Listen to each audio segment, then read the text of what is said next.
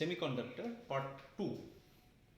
আগের ভিডিওতে আমরা আলোচনা করেছি প্রথমে ব্যান্ড থিওরি বা পটিতত্ত্ব, তারপর সেই ব্যান্ড থিওরির রেসপেক্টে আমরা মেটাল, ধাতু, সেমিকন্ডাক্টর, অর্ধপরিবাহী এবং অন্তরক ইনসুলেটর এদের মধ্যে শ্রেণী বিভাগ করেছি। অর্থাৎ ব্যান্ড থিওরির রেসপেক্টে এগুলোকে কিভাবে আলাদা করা হয় বা প্রপার্টিটা কি কোথায় কোথায় আলাদা সেটা নিয়ে আলোচনা হয়েছে। তারপর বলা হয়েছিল যে বিশুদ্ধ অর্ধপরিবাহী বা পিওর সেমিকন্ডাক্টর বা ইন্ট্রিনসিক সেমিকন্ডাক্টর কাকে বলা হয়, তার কার্যনীতি কি, সেখান থেকে হোলের কনসেপ্ট আমরা প্রথম ভিডিওতে আলোচনা করেছি। আজকে প্রথমেই আমরা আলোচনা করব অবিশুদ্ধ অর্ধপরিবাহী। ইন জেনারেল আমরা সবসময় বিশুদ্ধ জিনিস চেয়ে থাকি, তাই না? বিশুদ্ধ খাবার, দোকান থেকে যখন জিনিস কিনি চেষ্টা করি যেন টাটকা জিনিস নিয়ে আসা, কিন্তু এক্ষেত্রে মনে রাখবে অর্ধপরিবাহীর ক্ষেত্রে অবিশুদ্ধ অর্ধপরিবাহী বিশুদ্ধ অর্ধপরিবাহীর থেকে বেশি ইম্পর্ট্যান্ট। তার কারণ কি? তার কারণ হচ্ছে অবিশুদ্ধ অর্ধপরিবাহী বিশুদ্ধ অর্ধপরিবাহীর থেকে অনেক বেশি কারেন্ট দিতে পারে। এখন প্রশ্ন হচ্ছে অবিশুদ্ধ অর্ধপরিবাহী ব্যাপারটা কীরকম, কিভাবে অবিশুদ্ধ, কিভাবে তৈরি করা হয়, তার কার্যনীতি কেমন, এই ব্যাপারগুলো আমরা আজকে প্রথমত আলোচনা করব। তো বলি তোমাদের যে আগের দিনই বলেছি বিশুদ্ধ অর্ধপরিবাহী কোনগুলো, সিলিকন, জার্মেনিয়াম, এগুলো হচ্ছে বিশুদ্ধ অর্ধপরিবাহী।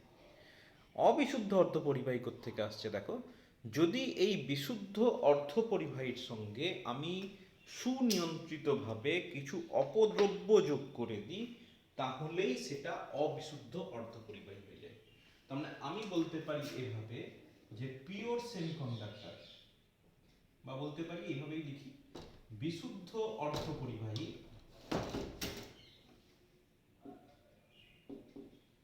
বিশুদ্ধ অর্ধপরিবাহী তার সঙ্গে তুমি কিছু অপদ্রব্য যোগ করে দাও। অপদ্রব্যগুলো কি হবে সেটা পরে আসছি।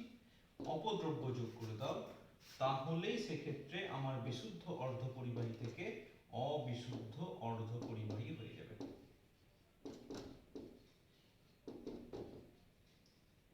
এটা হচ্ছে প্রাথমিক কথা, যে বিশুদ্ধ অর্ধপরিবাহীর সঙ্গে যদি সুনিয়ন্ত্রিত উপায়ে আমি কিছু অপদ্রব্য যোগ করতে পারি তাহলে সেক্ষেত্রে সেটা অবিশুদ্ধ অর্ধপরিবাহী হয়ে যাবে এবং সেখান থেকে অনেক বেশি পরিমাণ তড়িৎ প্রবাহ আমি পাবো। এখন প্রশ্ন হচ্ছে এই অপদ্রব্যগুলো কি কি হতে পারে। তো তোমাকে বলে রাখি অপদ্রব্যগুলো সাধারণত দু রকম হতে পারে। এক, আইদার হতে পারে তোমার পঞ্চযোজী মৌল, পেন্টাভ্যালেন্ট অ্যাটম, আইদার তোমার হতে পারে পঞ্চযোজী মৌল অথবা তোমার হতে পারে ত্রিযোজী মৌল, ট্রাইভ্যালেন্ট অ্যাটম। পঞ্চযোজী ফসফরাস, ত্রিযোজী বোরন, ত্রিযোজী মৌল। এবার ব্যাপার হচ্ছে যে পঞ্চযোজী মৌল যোগ করছো না ত্রিযোজী মৌল যোগ করছো, তার উপর ভিত্তি করে দুই ধরনের অবিশুদ্ধ অর্ধপরিবাহী আমরা পেয়ে থাকি। তবে তুমি বলতে পারো যে অবিশুদ্ধ অর্ধপরিবাহী হচ্ছে দুই প্রকার। যদি আমি পঞ্চযোজী মৌল যোগ করি তাহলে যে অর্ধপরিবাহী পাবো সেটাকে বলা হয় এন টাইপ অর্ধপরিবাহী, আর যদি আমি ত্রিযোজী মৌল যোগ করি তাহলে সেক্ষেত্রে যে টাইপের মৌল পাবো সেটাকে বলা হয় পি টাইপ অর্ধপরিবাহী। ঠিক? আবার বলছি, বিশুদ্ধ অর্ধপরিবাহীর সঙ্গে যদি সুনিয়ন্ত্রিত উপায়ে কোনো অপদ্রব্য যোগ করা হয় তাহলে সেক্ষেত্রে সেখান থেকে আমরা অবিশুদ্ধ অর্ধপরিবাহী পাই। অবিশুদ্ধ অর্ধপরিবাহীকে দুভাগে ভাগ করা যায়। যদি বিশুদ্ধ অর্ধপরিবাহীর সঙ্গে পঞ্চযোজী মৌল যোগ করি তাহলে যে অর্ধপরিবাহী পাই তাকে বলা হয় এন টাইপ অর্ধপরিবাহী, আর বিশুদ্ধ অর্ধপরিবাহীর সঙ্গে যদি ত্রিযোজী মৌল যোগ করি তাহলে যে অর্ধপরিবাহী পাওয়া যায় তাকে বলা হয় পি টাইপ অর্ধপরিবাহী। ঠিক? আর এই যে পদ্ধতি, যে পদ্ধতিতে আমি কোনো একটা অপদ্রব্য মিশিয়ে একটা অবিশুদ্ধ অর্ধপরিবাহী তৈরি করছি সেটাকে বলা হয় ডোপিং করা।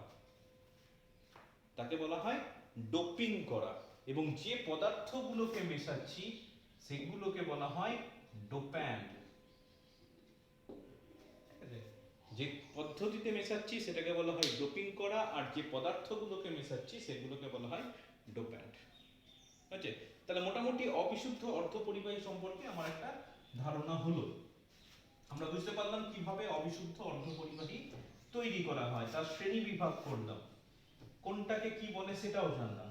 এরপর আমাকে জানতে হবে কিভাবে ওই অবিশুদ্ধ, ওই যে বললাম এন টাইপ পি টাইপ, এটা কিভাবে সৃষ্টি হয়, মানে কিভাবে মেশাবো এবং মেশানোর ফলে আমার কিভাবে বাড়তি প্রবাহ পাচ্ছি, কেন এত গুরুত্ব দিচ্ছি। মুখে বলছি অবিশুদ্ধ, অবিশুদ্ধ জিনিসকে আমরা কোনোদিন গুরুত্ব দিই না, কিন্তু এক্ষেত্রে অবিশুদ্ধ অর্ধপরিবাহীকেই বেশি বেশি গুরুত্ব দিচ্ছি। কেন, কিভাবে এক্সেস কারেন্ট আসছে, সেই ব্যাপারগুলো আমরা আলোচনা করব। তো প্রথমেই আলোচনা করব এন টাইপ। তাহলে প্রথমেই আলোচনা করছি এন টাইপ অর্ধপরিবাহী, তার কার্যনীতি বলতে পারো, কিভাবে তৈরি করা হয়, কিভাবে এক্সট্রা কারেন্ট পাচ্ছি, মোটামুটি সেই ব্যাপারটা আলোচনা করি। তো প্রথমত আমার জানা আছে যে এটা কিভাবে পাবো, যে যদি আমরা পেন্টাভ্যালেন্ট অ্যাটম যোগ করে দিই তাহলে সেক্ষেত্রে আমি এন টাইপ অর্ধপরিবাহী পাবো। ঠিক, তাহলে কিভাবে মেশানো হয় সেই ব্যাপারটাও তোমাকে জানতে হবে, যে মেশালাম কিভাবে তৈরি হলো, এই ব্যাপারটা আমি বলতে চাইছি। তো আমি প্রথমে কি বললাম, পেন্টাভ্যালেন্ট অ্যাটম। তো বলে রাখি পেন্টাভ্যালেন্ট অ্যাটম ফসফরাস হতে পারে, আরেকটা পেন্টাভ্যালেন্ট অ্যাটম যেটা যোগ করা যায় সেটা হচ্ছে আর্সেনিক।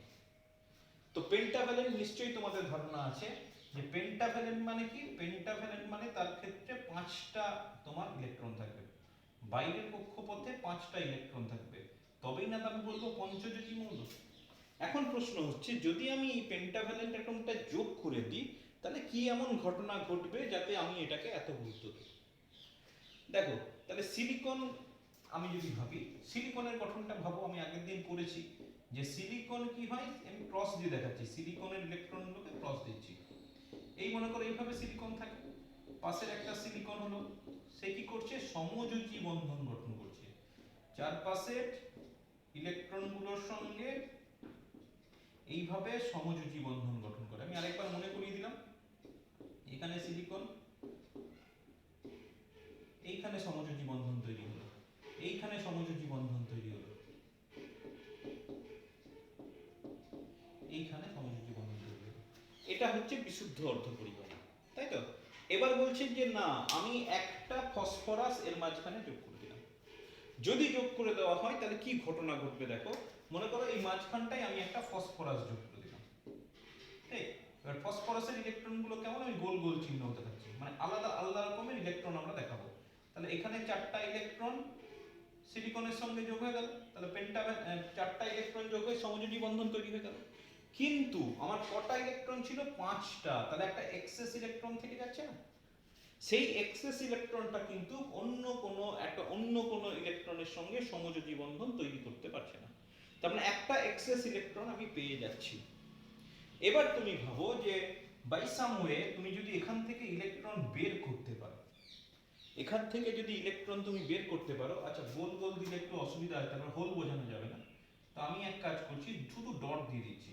এটা হচ্ছে তোমার ফসফরাসের ইলেকট্রন, এই ডট গুলো হচ্ছে ফসফরাসের ইলেকট্রন, আর এইখানে তোমার এক্সট্রা একটা ইলেকট্রন ছিল। তুমি মনে রাখবে ডটটা হচ্ছে ফসফরাসের ইলেকট্রন আর ক্রসটা হচ্ছে তোমার সিলিকনের ইলেকট্রন। তাহলে একটা এক্সেস ইলেকট্রন কিন্তু তোমার রয়ে গেছে। এবার যদি বাই সাম ওয়ে তুমি একটা ইলেকট্রন বের করে দিতে পারো, তার মানে কি, একটা ইলেকট্রন ছিল, মুক্ত ইলেকট্রন ছিল, দুটো মুক্ত ইলেকট্রন হয়ে গেল। এবার যখনই একটা ইলেকট্রন বেরিয়ে যায় তুমি জানো সেখানে একটা হোল তৈরি হয়ে যায়, রাইট? তাহলে আমি দুটো মুক্ত ইলেকট্রন পেলাম, একটা হোল হয়ে গেল। আমি এখান থেকে একটা ইলেকট্রন সামহাও বের করে দিলাম, তাহলে এখানে একটা হোল তৈরি হবে, তাহলে 3টে ইলেকট্রন, দুটো হোল তৈরি হলো। তুমি কি পাচ্ছ বলো তো, যেহেতু প্রথমেই একটা এক্সট্রা মুক্ত ইলেকট্রন ছিল, তাহলে এক্ষেত্রে সবসময় কি হবে, Ne must be greater than NH। আশা করি কি মনে পড়ছে, আগের দিন আলোচনা করেছি। Ne টা কি, ইলেকট্রন ঘনত্ব, number of electrons per unit volume, আর NH টাকে বলা হয় হোল ঘনত্ব, number of holes per unit volume. এবং তুমি আগের দিন পড়েছো যদি পিওর সেমিকন্ডাক্টর হয় তাহলে এই দুটো সবসময় সমান সমান হবে। কিন্তু এখানে কি হচ্ছে, যখনই পঞ্চযোজী মৌলটাকে যোগ করছি, সেই পঞ্চযোজী মৌলের 4টা ইলেকট্রন সিলিকনের 4টা ইলেকট্রনের সঙ্গে সমযোজী বন্ধন দ্বারা যুক্ত হচ্ছে, কিন্তু একটা ইলেকট্রন সবসময় উদ্বৃত্ত বা বাড়তি থেকে যাচ্ছে।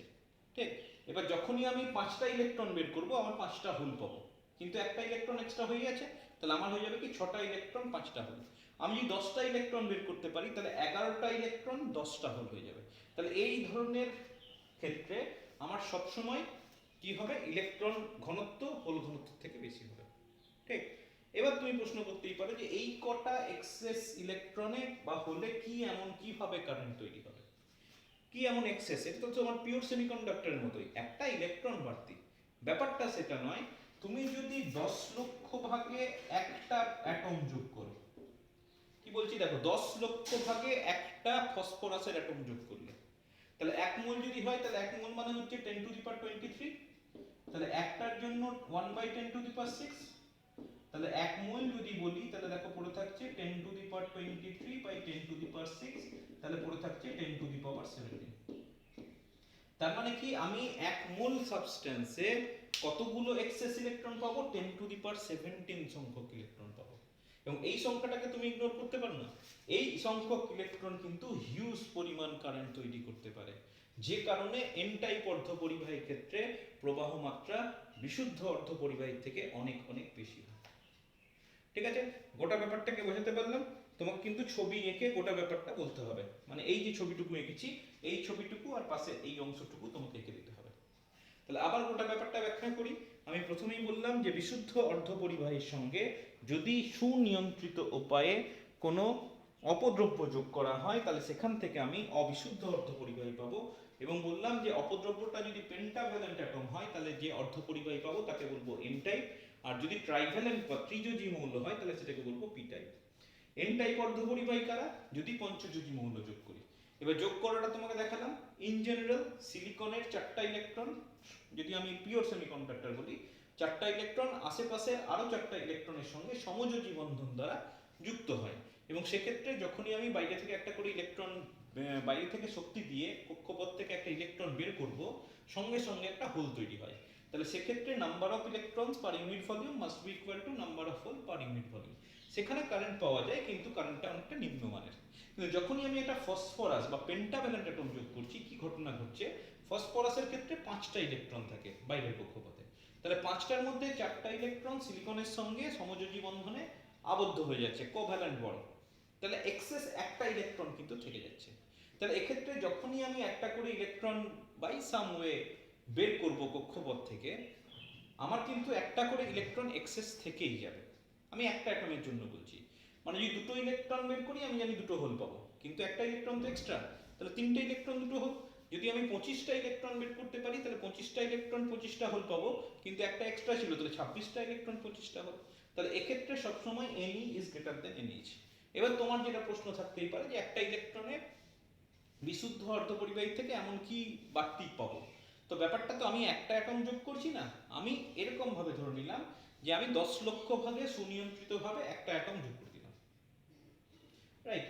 ক্যালকুলেশন করে দেখছি যে 10 লক্ষ ভাগে যদি একটা যোগ করতে পারি তাহলে 1 মোল সাবস্টেন্স, যেটা 10 টু দি পাওয়ার 23 বোঝায়, তাহলে 10 টু দি পাওয়ার 17 সংখ্যক এক্সেস ইলেকট্রন পাবো। এই 10 টু দি পাওয়ার 17 সংখ্যক এক্সেস ইলেকট্রন কিন্তু একটা হিউজ কারেন্ট সৃষ্টি করতে পারে, যে জন্য উচ্চমানের তড়িৎ প্রবাহ পাওয়া যায়, যে জন্য এই অবিশুদ্ধ অর্ধপরিবাহীকে এতটা গুরুত্ব দেওয়া হয়। ঠিক আছে, আচ্ছা এটা রিপ্রেজেন্ট করা হয় এভাবে। আমরা জানি কোনো একটা অ্যাটমের ক্ষেত্রে বা কোনো একটা অর্ধপরিবাহীকে আমরা এইভাবে প্রকাশ করে থাকি যে দুটো বন্ড থাকে, একটাকে বলা হয় কন্ডাকশন ব্যান্ড আর একটাকে বলা হয় ভ্যালেন্স ব্যান্ড। তো এই ধরনের অর্ধপরিবাহীকে আমরা এইভাবে দেখাবো। ঠিক কিছুটা নিচে আমি আরেকটা এক্সেস লেভেল দেখিয়ে দেবো, এটাকে বলা হয় দাতা শক্তি স্তর।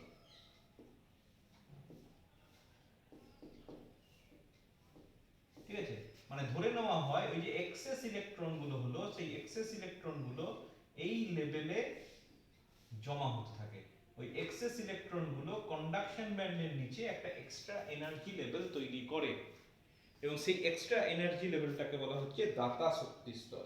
এবং এই দুটোর মধ্যে বটম অফ কন্ডাকশন ব্যান্ড আর এই লেভেল, এদের মধ্যে অলমোস্ট কোনো গ্যাপ থাকে না, 0.05 eV এইরকম একটা গ্যাপ থাকে, দ্যাট ইজ নেগলিজিবল। এবং তুমি বাইরে থেকে যদি শক্তি প্রদান করো খুব সহজে এই ইলেকট্রনগুলো সিবিতে চলে যায় এবং উচ্চমানের তড়িৎ প্রবাহ সৃষ্টি করে, মানে almost without giving any energy ওই ইলেকট্রনগুলো এই কক্ষপথ এই স্তর থেকে সিবিতে চলে যায় এবং সিবিতে গিয়ে অ্যাজ ইউজুয়াল আমরা জানি সিবিতে যাওয়া মানেই উচ্চমানের তড়িৎ প্রবাহ সৃষ্টি করা। তোমাকে যদি বলে energy level diagram of N type semiconductor কেমন হবে, তখন এক্ষেত্রে কিন্তু এই দাতা শক্তি স্তরকে দেখাতে হবে এবং খুব বেশি নয় অ্যাটলিস্ট দুটো ইলেকট্রন ট্রান্সফার যেভাবে আমি দেখিয়েছি সেইভাবে দেখিয়ে দিতে হবে। দাতা শক্তি স্তর না দেখালে কিন্তু তোমার সেক্ষেত্রে হবে না, রাইট? তাহলে তোমাকে কিন্তু এন টাইপ অর্ধপরিবাহী তার কার্যনীতি যদি চাই তাহলে কিন্তু এই ছবিটা আঁকতে হবে, গোটা ব্যাপারটা ব্যাখ্যা করতে হবে, কিভাবে একটা করে এক্সট্রা ইলেকট্রন হলো সেটা বলতে হবে, এই কথাটা যেন উল্লেখ থাকে, তার সঙ্গে এই ছবিটা energy level diagram of N type semiconductor এই কথাটা যেন উল্লেখ থাকে। হয়েছে? বেশ, এই গেল তোমার এন টাইপ অর্ধপরিবাহী। নেক্সট চলে এসো 2 নম্বর টাইপের অর্ধপরিবাহী, যেটাকে বলা হয় পি টাইপ অর্ধপরিবাহী, রাইট? আচ্ছা, পি টাইপ অর্ধপরিবাহী যদি হয় তাহলে সেক্ষেত্রে আমরা বলেছি অলরেডি যে পি টাইপ অর্ধপরিবাহীর জন্য কি লাগবে, একটা করে ত্রিযোজী মৌল লাগবে। তাহলে ত্রিযোজী মৌল কি? বোরন হতে পারে,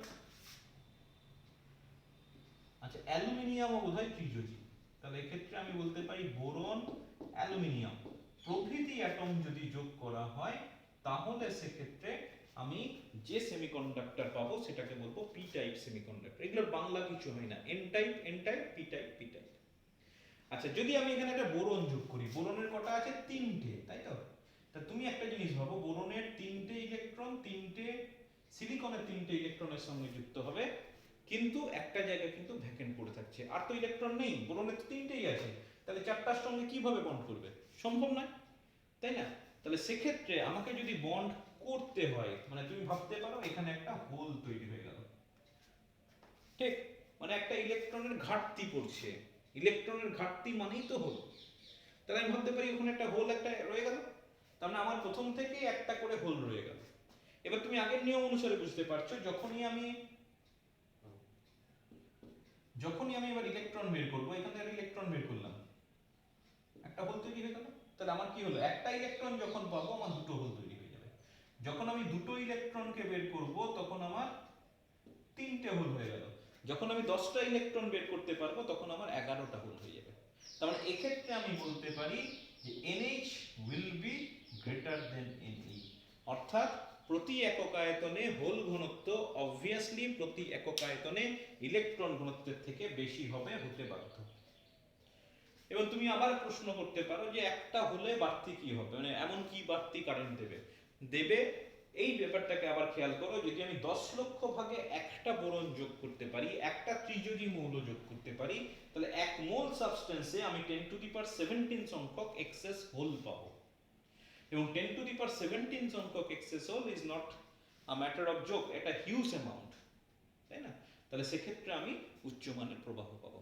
এবং সেই জিনিসটাকে কিন্তু আমরা এইভাবে দেখাতে পারবো না, তখন সেক্ষেত্রে গোটা জিনিসটা পরিবর্তন হয়ে যাবে এভাবে যে ভিবি আর সিবি তো থাকবে, এক্ষেত্রে দাতা শক্তি স্তরের কোনো ভূমিকা নেই। তুমি এইভাবে ভেবে নিতে পারো যে এক্ষেত্রে যেটা এক্সট্রা হোলগুলো আছে সেটা এইখানে একটা বাড়তি শক্তি স্তর তৈরি করবে, এবং বাড়তি শক্তি স্তর তৈরি করবে, এখানেও কিন্তু এই গ্যাপটা কিন্তু 0.05 ইভি, এবং এইটাকে বলা হয় গ্রহিতা শক্তি স্তর, অ্যাকসেপ্টর লেভেল।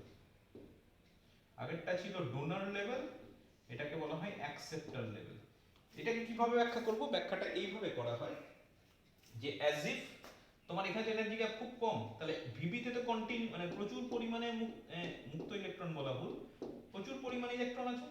যখনই তুমি অল্প পরিমাণ শক্তি দেবে কি হবে, ওই ইলেকট্রনটা ওই অ্যাকসেপ্টর লেভেলে চলে যাবে, এবং যখনই যাবে আমার এখানে একটা হোল তৈরি হয়ে যাবে। আবার আরেকটা ইলেকট্রন দেখায়, এখানে একটা ইলেকট্রন চলে গেল, এখানে একটা হোল তৈরি হলো।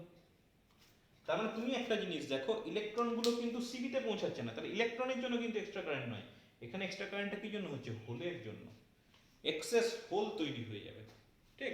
তুমি জানো যে এই ইলেকট্রনগুলো যখন এই অ্যাকসেপ্টর লেভেলে গেল, এরা কিন্তু কারেন্ট কনস্টিটিউট করছে না, এদেরকে দিয়ে কারেন্ট কনস্টিটিউট করতে গেলে তোমাকে হিউজ এনার্জি, বাইরে থেকে এনার্জি দিতে হবে, সেই এনার্জি নয়, এটা সিম্পল নিজের গ্রাউন্ড মানে সাধারণ অবস্থাতেই কিন্তু ইলেকট্রনগুলো অ্যাকসেপ্টর লেভেলে চলে যাচ্ছে, that does not constitute any current. কিন্তু যে হোলগুলো তৈরি করে দিচ্ছে যাওয়ার জন্য, সেই হোলগুলো কিন্তু ওই অবস্থাতেই মানে তোমার সিবিতে যাওয়ার দরকার নেই, ভিবিতে থাকা অবস্থাতেই কিন্তু কারেন্ট কনস্টিটিউট করতে পারে।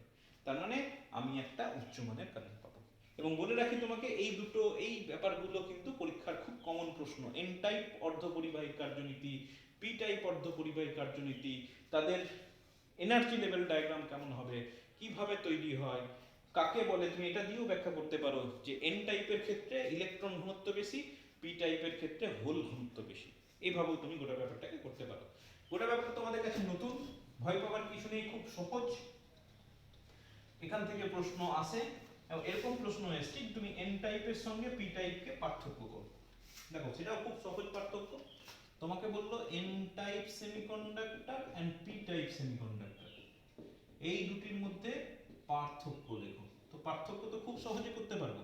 যে প্রথম কথা হচ্ছে বিশুদ্ধ অর্ধপরিবাহী, তার সঙ্গে পেন্টাভ্যালেন্ট অ্যাটম যোগ করতে হবে, পঞ্চযোজী মৌল যোগ করতে হবে, তবে আমি এন টাইপ পাবো। আর এটার ক্ষেত্রে কি বিশুদ্ধ অর্ধপরিবাহী তার সঙ্গে ট্রাইভ্যালেন্ট অ্যাটম যোগ করলে তবে পি টাইপ অর্ধপরিবাহী পাবো। ঠিক। 2 নম্বর কথা, এর ক্ষেত্রে সংখ্যা এইভাবে বলা হয়, সংখ্যা গুরুবাহক, মেজরিটি ক্যারিয়ার, খুব শর্ট কোশ্চেন আছে এখান থেকে। মেজরিটি ক্যারিয়ারকে ইলেকট্রন, এটার ক্ষেত্রে সংখ্যা গুরুবাহককে, এটার ক্ষেত্রে সংখ্যা গুরুবাহক হচ্ছে হোল। তাহলে একই রকম ভাবে আমি এটাকে বলতে পারি মাইনরিটি ক্যারিয়ার, সংখ্যা লঘুবাহক, সেটা কারা হবে, হোল। আর এটার ক্ষেত্রে সংখ্যা লঘুবাহক কি হবে, ইলেকট্রন। দেখো তিনটে খুব সিম্পলি পার্থক্য, মানে একদম সোজাসুজি যেগুলো জানি সেখান থেকে আমি খুব সহজে করে দিতে পারলাম যে বিশুদ্ধ অর্ধপরিবাহী প্লাস পেন্টাভ্যালেন্ট এন টাইপ, বিশুদ্ধ অর্ধপরিবাহী ট্রাইভ্যালেন্ট পি টাইপ, সংখ্যা গুরুবাহক ইলেকট্রন, সংখ্যা লঘুবাহক হোল, সংখ্যা গুরুবাহক হোল, সংখ্যা লঘুবাহক ইলেকট্রন। যদি 1 নম্বর দেয় পার্থক্যে, তাহলে সেক্ষেত্রে এই দুটো পয়েন্টকে সেম করে দেবে, মানে সংখ্যা গুরুবাহক ইলেকট্রন ও সংখ্যা লঘুবাহক হোল কমে গেল। অযথা যদি তোমাকে একই লিখতে হবে, লেখাটা তোমার সেম হয়ে গেল। আচ্ছা, অনেক সময় তোমাকে বিশুদ্ধর সঙ্গে অবিশুদ্ধ অর্ধপরিবাহী পার্থক্য করতে বলে, ঠিক? তো দুটো সংজ্ঞা প্রথমে বলে দেবে, যে ওটা একদম কোনো অপদ্রব্য যোগ না করে যেটা অর্ধপরিবাহী সেটা হচ্ছে বিশুদ্ধ, আর যদি তোমাকে অপদ্রব্য যোগ করা হয় তাহলে সেক্ষেত্রে সেটাকে আমরা বলবো অবিশুদ্ধ অর্ধপরিবাহী। বিশুদ্ধ অর্ধপরিবাহীর ক্ষেত্রে Ni ইকুয়াল টু NH হয়, কিন্তু অবিশুদ্ধ অর্ধপরিবাহীর ক্ষেত্রে Ni ইকুয়াল টু NH কখনোই হয় না, পার্থক্যই হয়। বিশুদ্ধ অর্ধপরিবাহীর ক্ষেত্রে তোমার তড়িৎ পরিবাহিতাটা হচ্ছে খুব নিম্নমানের, কিন্তু অবিশুদ্ধ অর্ধপরিবাহীর ক্ষেত্রে আমরা ভালোই, মানে উচ্চ মানের বলতে পারো, উচ্চ মানেরই আমরা প্রবাহ মাত্রা পেয়ে থাকি, তাতে আমার কিন্তু কোনো অসুবিধা নেই। আচ্ছা, আরেকটা ব্যাপার বলে রাখি, যদি বিশুদ্ধ অর্ধপরিবাহী হয় তাহলে সেক্ষেত্রে কিন্তু তার পরিবাহিতা কার উপর ডিপেন্ড করে, মেইনলি টেম্পারেচারের উপর ডিপেন্ড করে। কিন্তু এটার ক্ষেত্রে শুধু টেম্পারেচার নয়, তার সঙ্গে নির্ভর করে অপদ্রব্য ঘনত্ব, density of the doping substance, মানে কত বেশি ডোপ করছো তার উপর ডিপেন্ড করে কিন্তু কারেন্টটা নির্ভর করে। ওই যে আমি বললাম 10 লক্ষ ভাগে একটা, 10 লক্ষ ভাগে একটা হলেই আমার অনেকটা কারেন্ট পাচ্ছি। তুমি যদি 10 লক্ষ ভাগে 5টা করে দাও তাহলে কারেন্টটা 5 গুণ বেড়ে যাবে। তুমি 10 লক্ষ ভাগে যদি 100টা যোগ করো তাহলে সেক্ষেত্রে কারেন্ট বাড়বে। তার মানে প্রথম ক্ষেত্রে বিশুদ্ধ অর্ধপরিবাহীর ক্ষেত্রে কি হচ্ছে, যে কারেন্টটা কিন্তু মেইনলি ডিপেন্ড করছে টেম্পারেচারের উপর, কিন্তু অবিশুদ্ধ অর্ধপরিবাহীর ক্ষেত্রে টেম্পারেচারের উপর তো ডিপেন্ড করবেই, টেম্পারেচারের সঙ্গে সঙ্গে ঘনত্ব, অপদ্রব্য ঘনত্বের উপর ভীষণভাবে নির্ভর করে। তুমি প্রশ্ন করতেই পারো টেম্পারেচারের উপর কিভাবে নির্ভর করে। আগের দিন বলছিলাম না যে টি ইকুয়াল টু যদি 0 থাকে, এই হচ্ছে তোমার ভিবি আর এই হচ্ছে তোমার সিবি, তো টেম্পারেচার যখন 0 থাকে তোমার ভিবিটা বেশিরভাগ ইলেকট্রনগুলো সব ভিবিতেই থেকে গেল, ঠিক? কিন্তু যখনই তোমার নট ইকুয়াল টু 0 করছো, আস্তে আস্তে টেম্পারেচার বাড়াচ্ছ, ইলেকট্রনগুলো আস্তে আস্তে শক্তি বাড়তে থাকছে, এবং ইলেকট্রনগুলো শক্তি বাড়তে বাড়তে যখনই এই মাঝখানের গ্যাপটা, যেটাকে বলা হয় ব্যান্ড গ্যাপ, ব্যান্ড গ্যাপের থেকে বেশি হয়ে যাবে, electron will be transferred from VB to CB. আর যখনই তোমার electron is transferred from VB to CB, we will get a certain amount of current. তাহলে তুমি বলতে পারো যত টেম্পারেচার বাড়বে তত কিন্তু অর্ধপরিবাহীর ক্ষেত্রে রোধটা কমে যাবে, আর রোধটা যত কমে যাবে প্রবাহ তত বৃদ্ধি পাবে। দেখো পরিবাহী আর অর্ধপরিবাহীর ক্ষেত্রে বিশাল একটা পার্থক্য। পরিবাহীর ক্ষেত্রে কি পেয়েছিলে, যত টেম্পারেচার বাড়ে তত তোমার কিন্তু রোধ বাড়ে, তাহলে কারেন্ট কমে। কিন্তু এটার ক্ষেত্রে কি পেলাম, যত টেম্পারেচার বাড়ছে তত রোধ কমছে, তাহলে প্রবাহ মাত্রা বৃদ্ধি পাবে। ঠিক আছে, এটা কিন্তু পরিবাহীর সঙ্গে অর্ধপরিবাহীর একটা বিশাল পার্থক্য, মানে খুব বড়সড় একটা পার্থক্য বলতে পারো এটা। তাহলে মোটামুটি আমরা অবিশুদ্ধ অর্ধপরিবাহী সম্পর্কে আলোচনা করে ফেলেছি। আমরা জেনে গেছি অবিশুদ্ধ অর্ধপরিবাহী কিভাবে হয়, কত প্রকারের হয়, তাদের কার্যনীতি কি, তাদের মধ্যে পার্থক্য কি, মোটামুটি আমরা জানতে পারলাম। আচ্ছা, এরপরে যেটা করবো সেটাও একটা খুব গুরুত্বপূর্ণ আলোচনা, যেটাকে বলা হয় পিএন সংযোগ ডায়োড, পিএন জাংশন ডায়োড।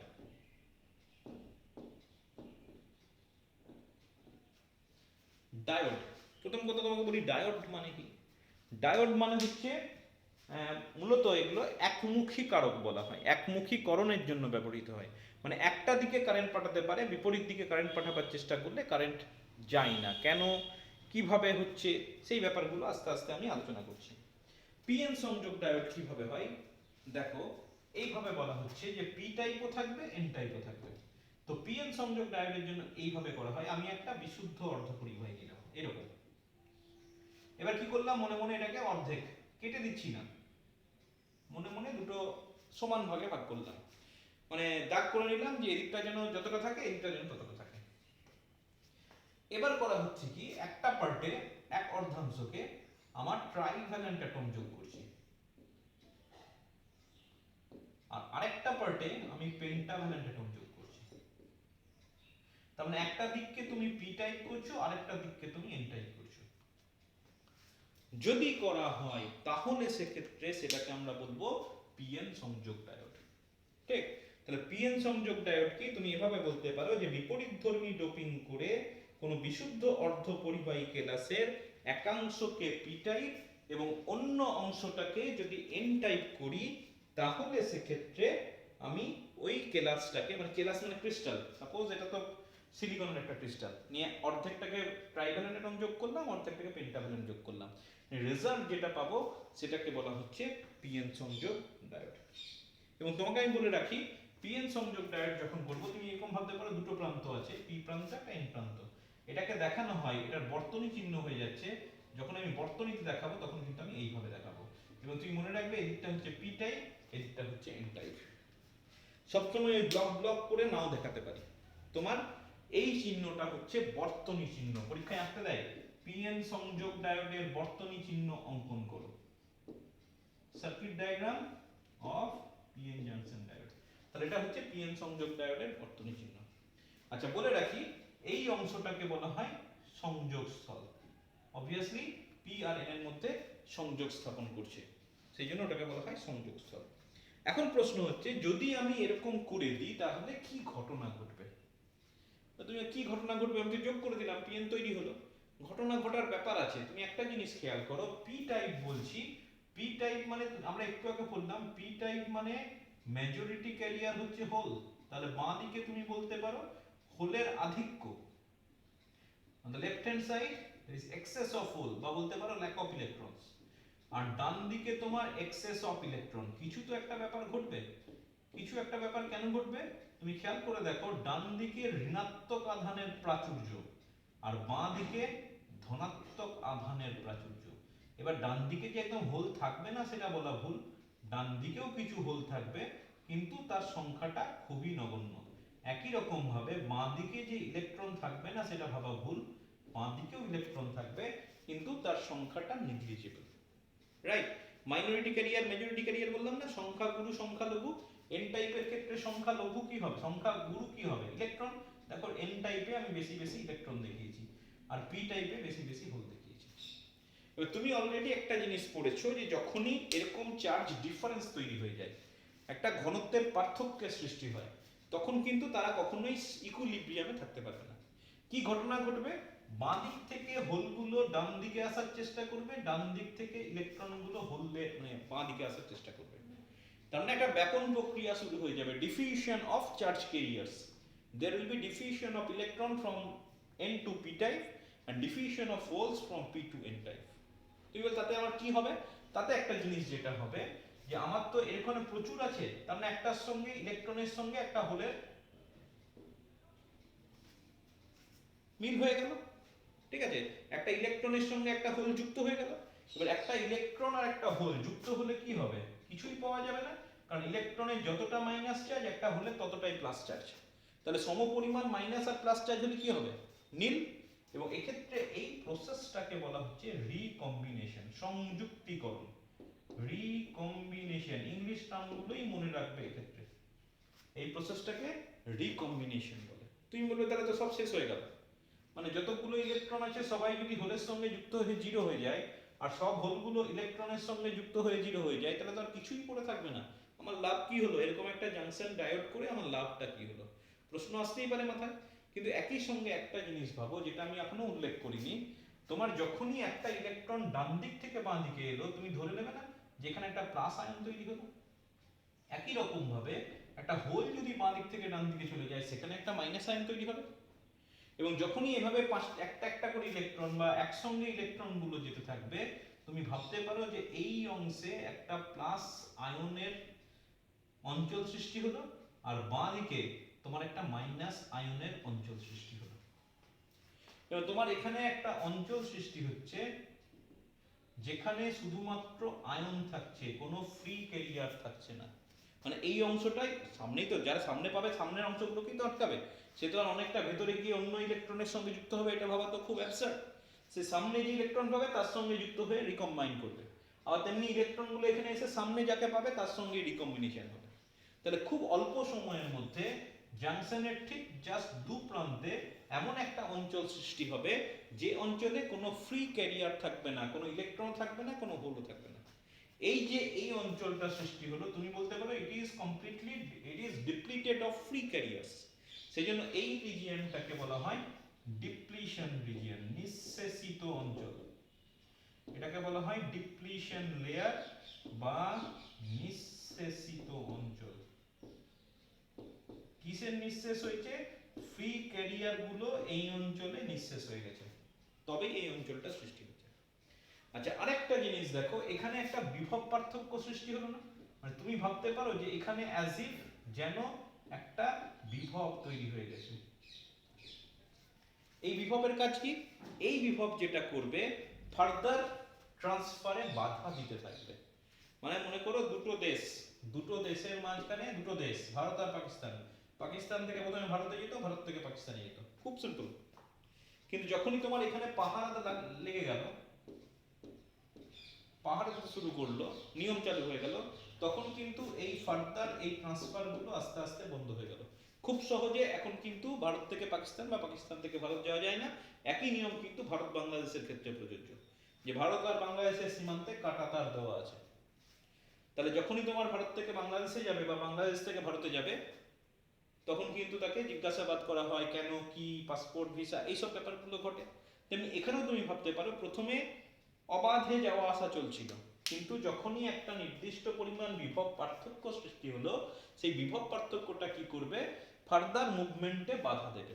এবং অল্প সময়ের মধ্যে, মানে এই জাংশনটা তৈরি হবার অল্প সময়ের মধ্যে এখানে যে বিভবটা সৃষ্টি হবে, যেহেতু ফার্দার মুভমেন্টে বাধা দিচ্ছে, আর ফ্লোটা বন্ধ হয়ে যাবে। মানে একটা নির্দিষ্ট সংখ্যক যাওয়া আসা করে নিল, যাওয়া আসা বন্ধ হয়ে গেল। তার মানে সব ইলেকট্রন বা সব হোল নিঃশেষিত হওয়ার কোনো ব্যাপার নেই। আচ্ছা, এটাকে বলে রাখি, এখানে যে বিভব পার্থক্য সৃষ্টি হলো সেটাকে বলা হয় বিভব প্রাচীর, পোটেনশিয়াল ব্যারিয়ার। একটা ব্যারিয়ার বা একটা প্রাচীর তৈরি হয়ে গেল। ঠিক? বেশ, তাহলে এবার মুভমেন্ট বন্ধ হয়ে গেল। এবার তুমি বলে তাহলে আমার লাভ কি হলো? আমার তো ইলেকট্রন প্রোটন, ইলেকট্রন আর হোল যাওয়া যদি বন্ধই হয়ে যায়, আমি তো কোনো কারেন্টই পাবো না। প্রথম প্রথম ফ্লো হচ্ছিল, আমি একটা কারেন্ট পাচ্ছিলাম, কিন্তু খানিকক্ষণের মধ্যে বন্ধ হয়ে গেল, যাওয়া আসা বন্ধ।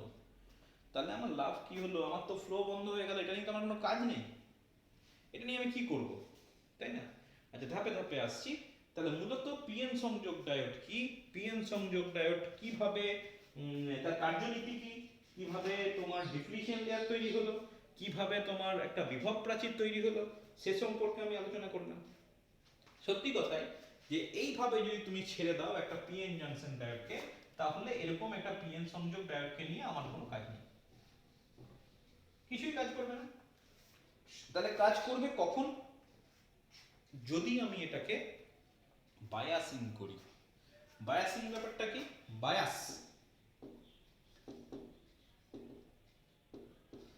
বায়াসিং, বায়াস করা মানে হচ্ছে ওটার প্রান্তে একটা বিভব পার্থক্য প্রয়োগ করা, এটাকে একটা সেলের সঙ্গে যোগ করা।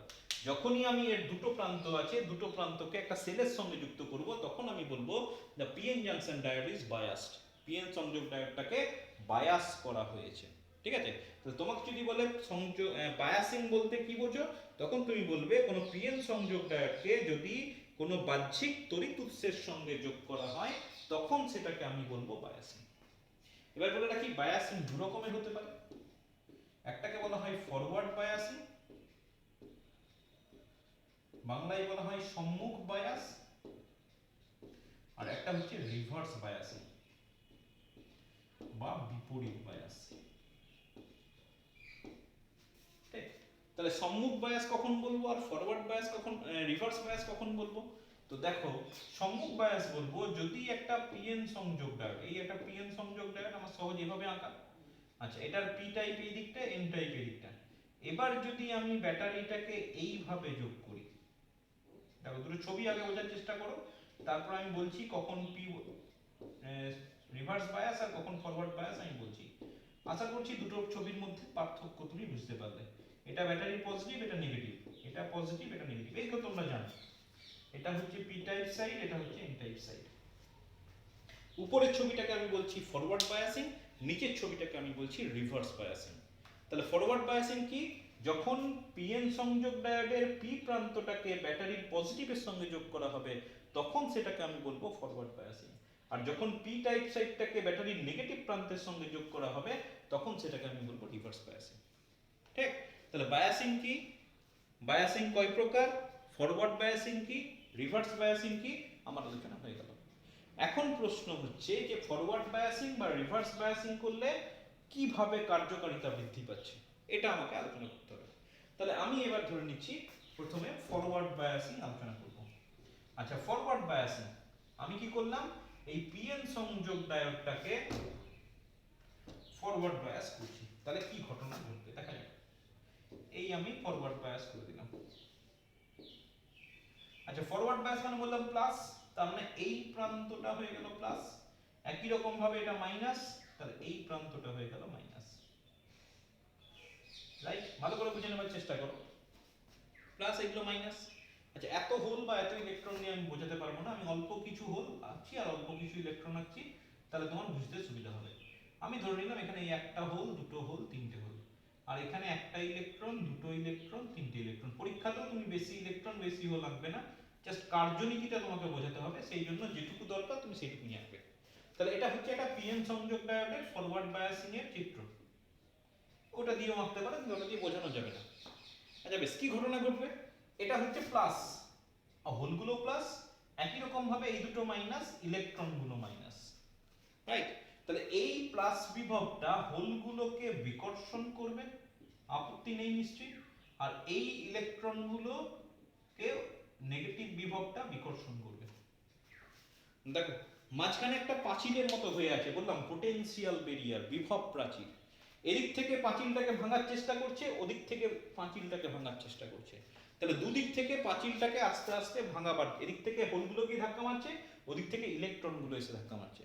তাহলে ধাক্কা মারলে কি হবে, আস্তে আস্তে পাঁচিলটা ভেঙে যাবে, আস্তে আস্তে পাঁচিলটা ভেঙে যাবে।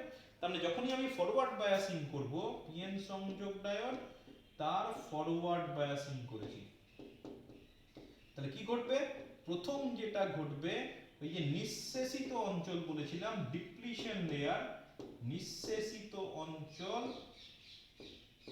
অঞ্চলের বেধ হ্রাস পাবে। এটা হচ্ছে প্রথম কাজ, প্রথম যেটা রেজাল্ট পাবো, thickness of the depletion layer will be reduced. স্বাভাবিক, কারণ এখানে দুদিক থেকে ধাক্কা মারছে, আস্তে আস্তে পাঁচিলের বেধটা কমতে থাকবে, পাঁচিলের বাধাটা কমতে থাকবে। এদিক থেকে বাংলাদেশ বলছে আমাকে যেতে দিতে হবে, ওদিক থেকে ভারতও বলছে যেতে দিতে হবে। দুপক্ষের মানুষ যদি আস্তে আস্তে আস্তে আস্তে আসতে থাকে, তাহলে সেক্ষেত্রে মাঝখানে যে বাধাটা ছিল সেই বাধাটা আস্তে আস্তে কমতে থাকবে। রাইট, আচ্ছা তার মানে একই রকম ভাবে আমি বলতে পারি যেটা বিভব প্রাচীর ছিল, পোটেনশিয়াল বেরিয়ার, সেটাও তোমার হ্রাস পাবে। এবার একটা সময় পর কি হবে, এই মাঝখানে যে বাধাটা ছিল, যেহেতু আমি কন্টিনিউয়াস সাপোজ বিভব দিয়ে যাচ্ছি, প্রথমে 1 ভোল্ট দিলাম, আস্তে গিয়ে ধাক্কা মারলো, 2 ভোল্ট দিলাম বেশি জোরে গিয়ে ধাক্কা মারলো, 3 ভোল্ট করলাম, মানে বিভবটা আস্তে আস্তে বাড়াচ্ছি। সাপোজ এখানে একটা রিওস্ট্যাট লাগানো আছে। রিওস্ট্যাট হচ্ছে বর্তনীর রোধ পরিবর্তন করার জন্য যেটা ব্যবহার করা হয় সেটাকে বলা হয় রিওস্ট্যাট। এটাকে RH এইভাবে প্রকাশ করা হয়। তাহলে যত আমি বিভব বাড়াবো তত ইলেকট্রন এবং হোলগুলো তত জোরে গিয়ে ধাক্কা মারবে। তাহলে এইভাবে যদি ক্রমাগত বিভব বাড়াতে থাকি তাহলে একটা সময় পর হবে একটা নির্দিষ্ট বিভব আমি পাবো, যে বিভবের পর দেখা যাবে মাঝখানের পাঁচিলটা পুরো চলে গেছে। এবং যখনই মাঝখানের পাঁচিলটা চলে যাবে তখন কি হবে, আবার তোমার সেই একই রকম ভাবে ফ্লো হওয়া শুরু হবে। এবং তখন সেক্ষেত্রে কিন্তু যে আয়নগুলো তৈরি হওয়ার আর সুযোগ পাবে না, কারণ এখানে বিভবটা ওই আয়নগুলো তৈরি হলেও সেই আয়নগুলো স্থায়িত্ব থাকবে না, মানে এই ফ্লোটা চলতে থাকবে। তার মানে আমি বলতে পারি ইলেকট্রন কোন দিকে ফ্লো করছে, এই দিকে। তার মানে আমি এই ডিরেকশনে একটা উচ্চ মানের প্রবাহ পাবো। ঠিক? তুমি বলতেই পারো যে ইলেকট্রন তো স্যার একবার শেষ হয়ে যাবে, শেষ হওয়ার কোনো ব্যাপার নেই। যখনই একটা করে ইলেকট্রন আসবে তুমি ভাবতে পারো ব্যাটারি প্রান্তের সঙ্গে যুক্ত একটা একটা করে ইলেকট্রন ভেতরে প্রবেশ করতে থাকবে। ঠিক একই রকম ভাবে তোমার যদি এখানে হোল কমতে থাকে, এখানে যে ইলেকট্রন গুলো আছে, হোল কিন্তু কাল্পনিক কণা, হোল কিন্তু সার্কিটের মধ্যে ফ্লো করতে পারে না, কখনো ধরে নেবে না যে হোল সার্কিটের মধ্যে ফ্লো করছে। ইলেকট্রন বাস্তব কণা সার্কিটের মধ্যে ফ্লো করে। তাহলে কিভাবে ব্যাপারটা হবে, এখানে যে এক্সেস ইলেকট্রন গুলো আছে সেই এক্সেস ইলেকট্রন গুলো সার্কিটে প্লাসের জন্য আকৃষ্ট হয়ে চলে আসবে। এবার যখনই ইলেকট্রনটা সার্কিটের মধ্যে প্রবেশ করবে এখানে একটা হোল তৈরি হয়ে যাবে। তাহলে হোল ঘনত্ব অপরিবর্তিত, ইলেকট্রন ঘনত্ব অপরিবর্তিত, এবং আমি একটা হিউজ পরিমাণ কারেন্ট পেতে থাকছি। হয়ে গেল। এই গেল তোমার ফরওয়ার্ড বায়াসিং এর ক্ষেত্রে পিএন সংযোগ ডায়োড কিভাবে কাজ করে। এবার উল্টোটা করে দাও, রিভার্স বায়াস। যদি রিভার্স বায়াস যদি অ্যাপ্লাই করি তার মানে এখানে হচ্ছে নেগেটিভ, এই দিকটা হচ্ছে পজিটিভ। একই রকম ভাবে ভাবো, তাহলে এখানে নেগেটিভ হয়ে গেল আর এখানটা প্লাস হয়ে গেল। এবার যখনই এই নেগেটিভ আর এগুলো প্লাস হয়ে গেল, কি ঘটনা ঘটবে দেখো, বিভব প্রাচীর হয়েছিল, এখানে প্লাস আয়ন তৈরি হয়ে আছে, এখানে মাইনাস আয়ন তৈরি হয়ে আছে, এখানে তোমার হোলগুলো আছে, এখানে তোমার ইলেকট্রনগুলো আছে। এবার কি হচ্ছে, এটা এইদিকে আকর্ষণ করবে, হোল তো পজিটিভ, নেগেটিভের দিকে আকৃষ্ট হবে, ইলেকট্রন নেগেটিভ পজিটিভের দিকে আকৃষ্ট হবে। তাহলে কি হবে, ইলেকট্রন হোল সবাই পাঁচিল থেকে দূরে সরে আসতে চাইছে। তার মানে কি, পাঁচিল বাধাটা আস্তে আস্তে বাড়তে থাকবে, সবাই তো দূরে সরে যাচ্ছে। তাহলে এখানে তোমার বৃদ্ধি পাবে, নিঃশেষিত অঞ্চলের বেগ বৃদ্ধি পাবে, বিভব প্রাচীরের পরিমাণ বৃদ্ধি পাবে, এবং কি হবে, ফ্লোটা বন্ধ হয়ে যাবে। ফ্লোটা বন্ধ হয়ে যাবে। আগের ক্ষেত্রে যেমন নির্দিষ্ট পর ফ্লো বাড়তে থাকছিল এবং মেজরিটি ক্যারিয়ারগুলো জাংশন ক্রস করে থাকছিল, তাই না? তার মানে এই রিভার্স বায়াসে আমি অলমোস্ট কারেন্ট পাবো না। কিন্তু একটা জিনিস খেয়াল করো, এখানে তো কিছু ইলেকট্রন আছে, সিমিলারলি এখানে কিছু হোল আছে। এবার সেই ইলেকট্রনগুলোকে এই ইলেকট্রনগুলো বিকর্ষণ করছে, সেই ইলেকট্রনগুলো কিন্তু জাংশন ক্রস করতে পারবে বা এই হোলগুলো জাংশন ক্রস করতে পারবে। তার মানে আমি খুব নিম্ন মানের একটা কারেন্ট কিন্তু পেতে পারি, কাদের জন্য, পি টাইপে যে ইলেকট্রন আছে আর এন টাইপে যে হোলগুলো আছে। তাহলে এক্ষেত্রে আমি যে কারেন্টটা পাবো সেই কারেন্টটা পাবো মাইনরিটি ক্যারিয়ারের জন্য। সংখ্যালঘু বাহকগুলো জাংশন ক্রস করবে তখন কিন্তু আমি একটা কারেন্ট পাবো, যেটা ওটার ক্ষেত্রে মেজরিটি ক্যারিয়ারের জন্য আমি একটা কারেন্ট পাবো। তাহলে ওভারঅল যদি আমি কারেন্ট ভার্সেস ভোল্টেজ এই গ্রাফটা আঁকতে চাই তাহলে সেক্ষেত্রে কেমন হবে, সেক্ষেত্রে গ্রাফটা এরকম হবে। সাপোজ এই দিকে আমি ভি প্লট করেছি প্লাস ভি, এদিকে হচ্ছে কারেন্ট। তো আমি কি দেখলাম, একটা নির্দিষ্ট ভোল্টেজ পর্যন্ত কোনো কারেন্ট নেই। ওই যে বিভব প্রাচীরটাকে ভাঙার জন্য মানে সবাই মিলে দুদিক থেকে ধাক্কা মারছে, আস্তে আস্তে তো বিভব প্রাচীরটা কমবে, নিঃশেষিত অঞ্চল কমবে, তবে না ফ্লো হবে। তাহলে বিভব প্রাচীরটাকে নষ্ট করা বা নিঃশেষিত অঞ্চলটাকে একদম ভেঙে দেওয়ার জন্য একটা নির্দিষ্ট বিভব পর্যন্ত কিন্তু জিরো থাকবে। তারপর কিন্তু ধীরে ধীরে যত ভোল্টেজ বাড়াবে তত কারেন্ট বাড়তে থাকবে। ঠিক আছে? আর এদিকে কি পেলাম, এদিকে পেলাম কি, কারেন্টটা খুব নিম্ন মানের, একদম নিম্ন মানের একটা কারেন্ট পাই, সেটাকে বলা হয় বিপরীত সম্পৃক্ত প্রবাহ। এটাকে বলা হয় বিপরীত রিভার্স সম্পৃক্ত স্যাচুরেশন কারেন্ট। এবং রিভার্স স্যাচুরেশন কারেন্ট আসে কার জন্য, রিভার্স স্যাচুরেশন কারেন্ট আসে মাইনরিটি ক্যারিয়ারের জন্য। আর এখানে যেটা উচ্চ মানের কারেন্ট পাচ্ছি সেটা কার জন্য, সেটা হচ্ছে মেজরিটি ক্যারিয়ারের জন্য, সংখ্যা গুরু বাহকের জন্য। রাইট? বেশ, তাহলে এই দিকটা হচ্ছে তোমার ফরওয়ার্ড বায়াস, এইভাবে লিখে দিতে হবে, ছবি আঁকতে চাইবে মানে মানে ছবি পরীক্ষায় চাইবে, এদিকটাকে বলা হয় রিভার্স বায়াস। রাইট, এবার তোমাকে বলে রাখি, কমপ্লিট করি পুরো ব্যাপারটাকে। এখানে একটা পার্টিকুলার ভোল্টেজের পর দেখা যাবে আবার হঠাৎ করে কারেন্টটা বাড়তে শুরু করেছে।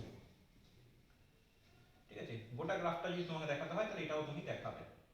কারেন্টটা হঠাৎ করে একটা পার্টিকুলার ভোল্টেজের পর ওটা কিন্তু হঠাৎ করে আবার বাড়তে থাকবে, এটাকে বলা হয় ব্রেকডাউন। এবং যে ভোল্টেজে ব্রেকডাউন শুরু হয় সেটাকে বলা হয় ব্রেকডাউন ভোল্টেজ, ভঞ্জক বিভব। আচ্ছা, কেন এই ব্যাপারটা হয় সেই আলোচনাটা আজকে আর হবে না, আমরা পরে আলোচনা করব যে একটা রিভার্স বায়াস যখন আমি ইউজ করছি, ভোল্টেজ ক্রমশ বাড়াচ্ছি, কারেন্ট একটা নিম্নমানের পাবো, কিন্তু একটা পার্টিকুলার ভোল্টেজের পর হঠাৎ করে দেখা যাবে কারেন্টটা আবার বাড়তে থাকছে এবং উচ্চ মানের কারেন্ট পাওয়া যাচ্ছে। যে ভোল্টেজে হচ্ছে সেই ভোল্টেজটাকে বলা হয় ব্রেকডাউন ভোল্টেজ, এবং এই ঘটনাটাকে বলা হচ্ছে ব্রেকডাউন। ঠিক, কি কারণে ঘটে পরে আলোচনা হবে। আপাতত গ্রাফ আঁকতে বললে তুমি গোটা গ্রাফটাই আঁকবে, এবং গ্রাফে যা যা আমি লিখে দিয়েছি মেজরিটি মাইনরিটি ক্যারিয়ার বাদ দিয়ে সবটাই কিন্তু লেখা থাকবে। ভি থাকবে, আই থাকবে, ফরওয়ার্ড বায়াস থাকবে, রিভার্স বায়াস থাকবে, এখানে তোমার ব্রেকডাউন ভোল্টেজ থাকবে, রিভার্স স্যাচুরেশন কারেন্ট থাকবে, আর এখানটাও একটা তুমি ভোল্টেজ দেখিয়ে দিও, এটাকে সাপোজ ভি ভি বলে রেখো, এটাকে বলা হয় নি ভোল্টেজ, মানে একটা পার্টিকুলার ভোল্টেজ পর্যন্ত তোমার কারেন্টটা জিরো থাকে, সেই কারেন্ট সেই বিভবের মানটাকে বলা হচ্ছে নি ভোল্টেজ, এবং সবার ক্ষেত্রে এর মান হচ্ছে 0.1 0.2 এরকম একটা ভোল্টেজ পর্যন্ত থাকে। তো বলে রাখি এই গ্রাফটা আঁকা তোমাদের প্র্যাকটিক্যালেও আছে, মানে প্র্যাকটিক্যালে তোমাকে এই ভোল্টেজ বাড়িয়ে বাড়িয়ে দেখতে হবে কারেন্ট কিভাবে বাড়ছে ফরওয়ার্ড বায়াসে, এবং ভোল্টেজ বাড়িয়ে বাড়িয়ে কারেন্ট কিভাবে বাড়ছে রিভার্স বায়াসে, সেই দুটো তোমাকে কিন্তু ছবি এঁকে দেখতে হবে।